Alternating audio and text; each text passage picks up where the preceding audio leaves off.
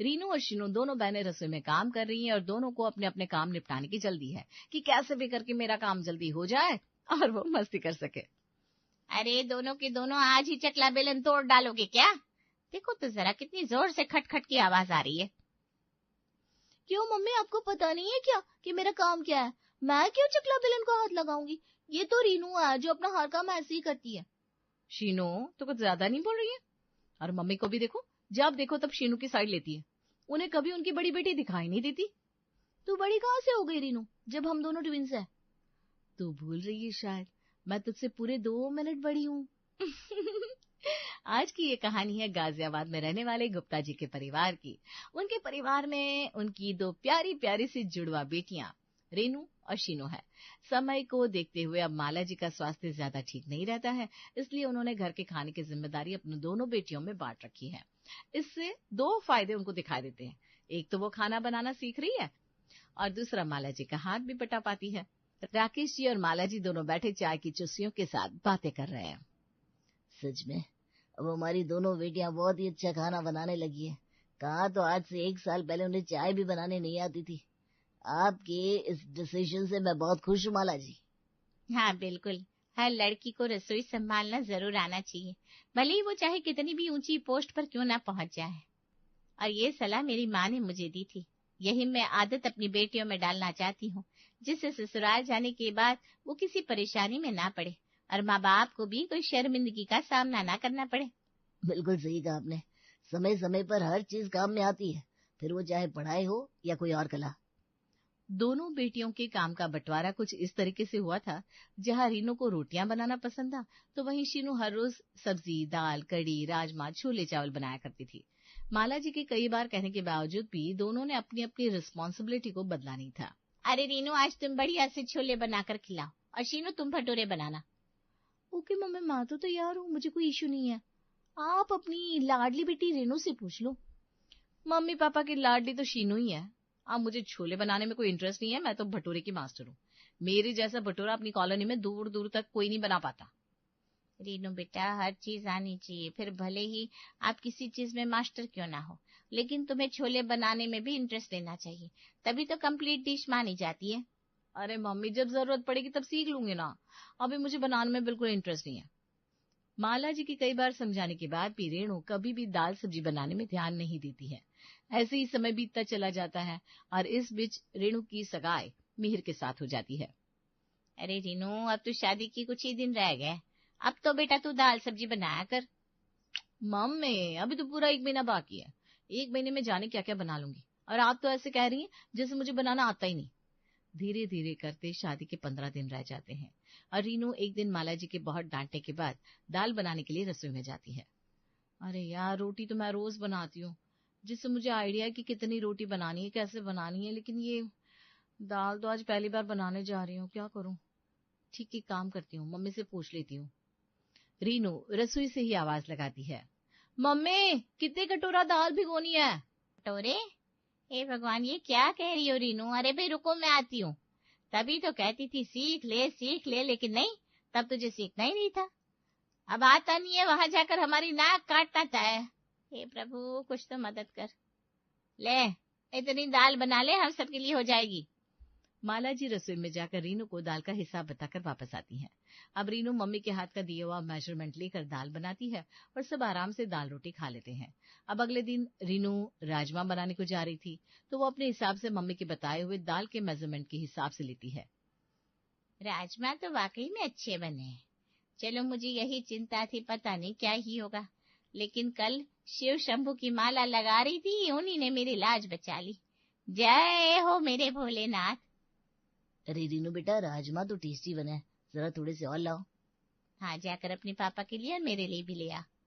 लेकिन mummy papa, rajma तो खत्म हो गया। खत्म हो गए? अरे खसमानो खानिया, इतने दिनों तक कहने के बाद तो तूने पहली बार बनाए और अब कह रही है खत्म हो गए? तो इसमें मेरी क्या गलती है मम्मा?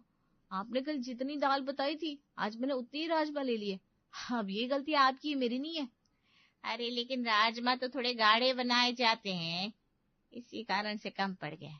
बेटा, राजमा छोले हमेशा दाल से 2 गुना बनाया करो, जिससे कम ना पड़े, ठीक है? तुझसे कितनी बार कहा था सीख ले सीख ले। अब तो तेरे आखिरी दिन है, हम सबको छोड़ के चली जाएगी, लेकिन जाते जाते तुझे एक अच्छी बात सिखाती हूँ। ससुराल में बस उसी की चलती है जिसका हाथ रसोई में अच्छा होता है, और फिर पति के दिल का रास्ता भी पेट से होकर जाता है। ठीक है मम्मी, सुन ली मैंने बात। अभी तुझे मेरी बातें पकाओ लग रही है, वहां जाकर ससुराल में तो याद करेगी मुझे। अरे ठीक है मेरी माँ, अब मुझे पैकिंग करने दो। भाभी आप क्या क्या अच्छा बना लेती हो? आप क्या क्या खाना पसंद करोगी दीदी, बताओ ना, मुझे तो सब बनाना आता है। जो आपको सबसे अच्छा बनाना आता हो भाभी आप वही बना लो, फिर तो मैं 3-4 दिन में चली जाऊंगी।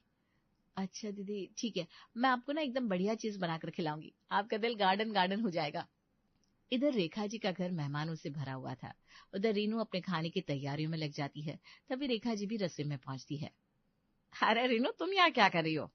मम्मी जी वो दीदी ने कुछ खाने के लिए बोला, तो मैंने सोचा आज उनके लिए बढ़िया सा खाना बनाऊं, तो किचन में चली आई। अरे ये प्रीति भी ना, आजकल के बच्चे कुछ समझते नहीं।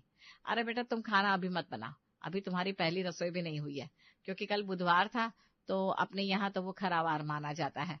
अब आज पहले तुम्हारी रोटी छुलाई होगी, तब कुछ बनाना शुरू करना। ठीक है मम्मी जी। अरे क्यों, क्या हुआ, नाराज हो गई? रीनू मुझे पता है मेरी बहू लाखों में एक है, बड़े दूर तक किससे सुना है तारीफ के, तभी तो तेरा हाथ मांगने चले आए थे तेरे घर। तभी रसोई में मिहिर की बुआ जी भी आ जाती हैं। अरे क्या खिचड़ी पका रही है दोनों सास बहू मिलकर, हमें भी बताओ। अरे कुछ नहीं जीजी, आप भी ना मैं ये कह रही हूँ कि अभी रीनू की रोटी छुलाई नहीं हुई है, तो अभी उसे खाना नहीं बनाना चाहिए। पूजा वगैरह हो जाए फिर रीनू तुम्हें जो बनाना है वो बनाना। जी मम्मी जी, जैसा आप कहें। हाँ लेकिन बहू पहले तो खीर ही बनाना, हमारे यहाँ भोग में खीर लगती है। ठीक है बुआ जी। इधर रीनू खुशी के मारे पागल हुई जा रही थी कि अब उसे अपना टैलेंट दिखाने का मौका मिलेगा। थोड़ी देर में सारी पूजा विधान करने के बाद रीनू रसोई में आती है और लाइटर से गैस चालू करने जा रही थी कि प्रीति उसका हाथ पकड़ लेती है। क्या हुआ दीदी, आपने मेरा हाथ क्यों पकड़ लिया? आपने क्या सोचा आपको इतनी आसानी से रसोई पर राज करने को मिल जाएगा? अरे ननद हूं मैं आपकी। मैं कुछ समझी नहीं दीदी, आप क्या कहना चाहती हैं? अरे अब घर में आपने मेरी जगह ले ली है, तो क्या आपको बिना कुछ लिए दिए इस घर की मालकिन बनने दूंगी? तभी रेखा जी भी आती हैं। वो ये सब सुन लेती हैं। उन्हें रीनू की शक्ल देखकर हंसी आ जाती है और प्रीति को जोरदार डांट लगाती है। क्या है ये सब प्रीति, है? उसकी शक्ल देख रही हो, वो अभी रो देगी। चलो जो भी लेना देना है करो और रस्म शुरू करने दो। डर गई क्या भाभी आप भी ना? चलो लाओ मेरा नेक निकालो और फटाफट से मेरे हाथ पर 11,000 रुपए रखो। अच्छा 11,000। रीनू तुम 1100 दे दो और खीर बनाना शुरू करो। वाह सास बहू अभी से एक ही पार्टी में आ गए। वाह रे प्रभु तेरी लीला, कभी पर पिल्ला तो कहीं पर नीला। ये सुनकर तीनों सास बहू बहुत हंसते हैं। फिर रीनू खीर बनाना शुरू करती है। चावल की खीर बननी है तो इतने दूध में इतने चावल ठीक रहेंगे ना? रीनू एक पूरा कटोरा भरकर चावल खीर में डाल देती है और खीर बनने की तैयारी शुरू होती है। बड़े जोरों शोरों से मेहमानों से भरे घर में सबको नई बहू के हाथ की खीर का इंतजार होता है। अरे बहू अभी तक खीर नहीं बनी क्या? यहाँ खीर के इंतजार में हमारा कचूमर बना जा रहा है। अरे अम्मा जी थोड़ा धैर्य रखो, अभी बन रही है। आप भी ना, अभी तक ये सब आपका जोर मुझ पर चल गया, अब थोड़ा सा अपनी पोत बहू को प्यार दो। तो मैंने कौन सी अपनी तोप उस पर चला दी है? अच्छा अब तो बताना चाह रही है रेखा, अब तू भी बहू वाली हो गई है? तभी रीनू खीर लेकर हॉल में पहुंची। बहू ये क्या बनाया है, खीर है या खीर वाला पुलाव? खीर वाला पुलाव? बुआ जी मैं समझी नहीं कुछ। बात तो मेरी बेटी एकदम सही कह रही है, पूरी खीर में चावल ही चावल दिखाई दे रहा है। बुआ जी खीर में दूध लगता है, बस देखने के लिए डाला गया था। भैया तू ना ज्यादा मत बोल, अगर तुझे आगे भाभी के हाथ की बनी रोटी खानी हो तो। सबकी ताने सुनकर तभी रेखा जी भी वहां आती है। अरे कोई बात नहीं, ऐसा हो जाता है, अभी बहू को अंदाजा नहीं लगा होगा, इसलिए चावल थोड़े ज्यादा हो गया है, दूध कम रह गया है। थोड़े ज्यादा? अरे इसमें चावल के अलावा और कुछ है ही नहीं। बहू तू तो अभी सही अपनी बहू की तरफदारी करने लगी, आगे तेरा जाने क्या ही होगा। हाँ अम्मा जी, क्योंकि आज तक आपने मेरी कभी तरफदारी नहीं की। चलो इस बढ़ती उम्र में ही आप मुझसे कुछ सीख लो। इधर रीनू सबके मुंह से ये अटपटे जवाब सुनकर परेशान हो जाती है। फिर रेखा जी उसे साइड में ले जाकर समझाती है। रीनू कोई बात नहीं बेटा, ये सब तो चलता रहता है, तुम बिल्कुल भी परेशान मत होना, मैं हूं ना तुम्हारे साथ। थैंक यू सो मच मम्मी जी मेरा साथ देने के लिए। अरे पगली, मैं नहीं दूंगी तो और कौन देगा तेरा साथ। सास के मुंह से ये बात सुनकर रीनू में बड़ी ही हिम्मत आ जाती है। अब अगले दिन प्रीति फिर से रीनू को कहती है, भाभी अब आज तो कुछ बनाकर खिला दो यार, फिर मैं तो परसों चली जाऊंगी। ठीक है दीदी, अच्छा बताओ आपको क्या क्या खाना पसंद है, मैं वही बनाऊंगी। भाभी अगर मेरे मन की बात करोगी तो आज मेरा मन कर रहा है बस सिंपल सा खाने का, दाल रोटी चावल और साथ में बढ़िया सी आलू की सूखी सब्जी। अरे वाह रीनू, इससे ज्यादा सिंपल क्या ही होगा। आज तो तू बस महफिल ही लूट लेगी। यस यस यस, मजा ही आ गया। क्या हुआ भाभी, आप चुप क्यों हो गई? अगर आपको बनाने में कुछ इश्यू है तो कोई बात नहीं, आप अपने कंफर्ट के हिसाब से बना लो। अरे नहीं नहीं दीदी, मैं बस अभी बनाती हूँ और अब भी लाती हूँ फटाफट से।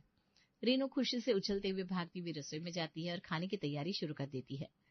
अरे आज तो मजा ही आ गया। रीनू आज बना ले बेटा तू अपने नंबर और साबित कर दे कि तू एक बेस्ट बहू है। कल जिसने भी तेरा मजाक बनाया है, आज उनके मुंह पर ताला लगाने का समय आ गया है। ए रीनू हो जा शुरू। अब रीनू बड़े ही मजे से रोटियां बनाने की तैयारी करती है। रोटियों के लिए इतना आटा रहेगा, लगभग 12 लोग हैं अभी घर में। और चावल भी ले लेती हूँ। क्या कहा था दीदी ने, आलू की सब्जी और दाल। दाल कहाँ होगी? दाल, हाँ मम्मी ने इस कटोरी का मेजरमेंट बताया था। बस ऐसी तो सेम कटोरी मेरे यहाँ थी, इसी का मेजरमेंट लेकर बना लेती हूँ। अब थोड़ी देर में रीनू खाना बनाकर तैयार कर लेती है और सबको आवाज लगाती है, मम्मी जी, दादी माँ, बुआ जी, दीदी, सब लोग खाने के लिए आ जाइए, खाना टेबल पर लगा दिया है। तभी मिहिर पीछे से आकर रीनू को गले लगा लेता है। अच्छा डार्लिंग, मतलब सबको खाने के लिए आवाज लगा रही हो लेकिन मेरी याद नहीं आई। अरे नहीं नहीं मिहिर जी, ऐसी बात नहीं है, आपके लिए तो सबसे पहले रेडी है, सबके सामने आवाज लगाने में शर्म आ रही थी। तभी दादी कल्याणी देवी वहां आती है। अरे ये सब काम के लिए कमरा है भाई, क्या तुम लोग भी कोई शर्म लिहाज नहीं है आजकल के बच्चों में। लाओ बहू खाना लगाओ। रीनू मिहिर को धक्का देकर शर्माती हुए रसोई में भाग जाती है और जल्दी ही सबके लिए खाना लेकर आती है। खाना तो बड़ा ही स्वादिष्ट है बहू। अब क्या कहोगी अम्मा जी मेरे बहू के बारे में? अब भी करो तारीफ या नहीं? बढ़िया है बढ़िया है। तो तारीफ में 4 शब्द आप भी कह दीजिए ना। कल्याणी जी मुंह बना लेती है। ये देखकर रेखा, मिहिर और मीरा जी हंसने लगते हैं। थोड़ी दाल और ले आओ ना रीनू। चिल्लाती हूँ। देखो ना जीजी, कितनी बढ़िया चपाती बनाई है रीनू ने। तभी प्रीति भी वहां आती है। मम्मी सोनू को सुला दिया है, बड़ी जोर से रो रहा था। लाओ भाभी अब खाना लाओ फटाफट से, बड़ी देर से बस तारीफें सुनाई दे रही थी। और हाँ सुनो, ये अच्छा खाना बस मेरे कारण मिल रहा है सबको। अरे मेरी थाली में दाल कहाँ है भाभी? दीदी सॉरी, लेकिन दाल तो खत्म हो गई। क्या दाल खत्म हो गई? तो आपने क्या 2 किलो चावल के साथ 2 चम्मच दाल बनाई थी भाभी? ये देखो इसमें चावल भरे पड़े हैं, इसमें चपातियां ही चपातियां हैं, और ये क्या आलू की सब्जी भी बस तली में चिपक गई है। प्रीति नाराज होकर चली जाती है। अब हर दिन रीनू नया कुछ बनाती, लेकिन फिर भी कुछ न कुछ कमी रह ही जाती। वो कभी ससुर जी को नाराज कर देती, कभी अपनी सास को। फिर एक दिन उसकी माँ का फोन उसके पास आता है। क्या हुआ रीनू बेटा, तुझे ससुराल में इतना अच्छा लग रहा है कि तू यहाँ मायके आना तो दूर, फोन लगाना भी भूल गई है। कुछ नहीं मम्मी, बस टाइम ही नहीं मिलता, क्या करूं। रीनू तो इतनी उदास क्यों लग रही है? इतना सुनते ही रीनू जोर जोर से फूट फूट कर रोने लगती है। अरे क्या हुआ, तुझे किसी ने कुछ कहा क्या बेटा? प्लीज बताओ, ऐसे रो मत। फिर रीनू अपनी माँ को पूरी बात बताती है कि कैसे वो किसी एक को मनाती तो दूसरा रूठ जाता। पर तू इसमें रोने की क्या बात है बेटा? मैंने पहले भी तुझे बोला था कि तू अपना मेजरमेंट सही रख। देख मैं तुझे बताती हूँ कितने लोगों के लिए कितनी सब्जी लेना सही रहेगा। और तू जहाँ से भी सब्जी लेने जाती है ना, उनसे पूछ लिया कर, वो भी तुझे आइडिया दे दिया करेंगे। ठीक है माँ, आज मैं बढ़िया सा आलू गोभी बनाऊंगी और सब्जी वाले भैया से ही आइडिया लेकर आऊंगी। और फिर रोटी बनाने में तो मैं मास्टर हूँ, मास्टर। यस, रीनू जिंदाबाद, रीनू जिंदाबाद। अब रीनू फटाफट से तैयार होकर बाजार जाती है सब्जी लेने और सब्जी खरीदती है। भैया 6 लोगों के लिए कितनी सब्जी बनानी रहेगी? क्या मैडम? आप मुझे उतनी सब्जी दे दो जिससे 6 लोगों के लिए बढ़िया सा आलू गोभी बन जाए। लगता है मैडम का नया नया शादी हुआ है। अच्छा ये लो, 1 किलो गोभी और 1 किलो आलू बढ़िया से बन जाएगा। और साथ में और भी कुछ चाहिए क्या? जो भी लगे वो सब दे दो ना। लो मैडम, फिर तो ये टमाटर प्याज अदरक लहसुन डालकर बढ़िया सी सब्जी बनाना, घर वाले 6 रोटियां खाएंगे। ठीक है भैया। अब रीनू घर आकर बढ़िया सा आलू गोभी तैयार करती है और सब खाने के टेबल पर आते हैं। आज तो मैं ही पहले आ गई भाभी, नहीं तो खाना ही खत्म हो जाता है ना। नहीं दीदी, आज नहीं होगा, आप आराम से खाओ, आज कम नहीं पड़ेगा। सब आराम से खाना खाते हैं और आखिर में सास रेखा जी आती है और खाना चेक करती है। बहू आज ये किसके हिसाब से बना है इतना ज्यादा खाना? नहीं मम्मी जी, वो मेरा मेजरमेंट गड़बड़ हो रहा था तो मैंने सब्जी वाले से ही पूछ लिया। उसने कहा 6 लोगों के लिए इतना सही है। सबके लिए 6 रोटी और 1 किलो गोभी के साथ 1 किलो आलू, बाकी प्याज टमाटर अदरक लहसुन के साथ। सब्जी तो बढ़िया बनी है ना मम्मी जी? रेखा जी अपना माथा पीट लेती है। अरे बहू, अपने घर कोई 3 रोटी से ज्यादा नहीं खाता, ये तुमको अभी तक पता नहीं है क्या? सब्जी वाले ने अपने पेट के हिसाब से बताया है। हे भगवान, ये मुझे क्या क्या देखना पड़ रहा है। और कर लो बहू की तरफदारी। चल, कल से उसे रसोई में जाकर सिखा, बड़ी होशियार बन रही थी। अब अगले दिन से रेखा जी रीनू को उनके घर का मेजरमेंट सिखाती है और फिर रीनू कुछ ही दिनों में बढ़िया खाना बनाने लगती है।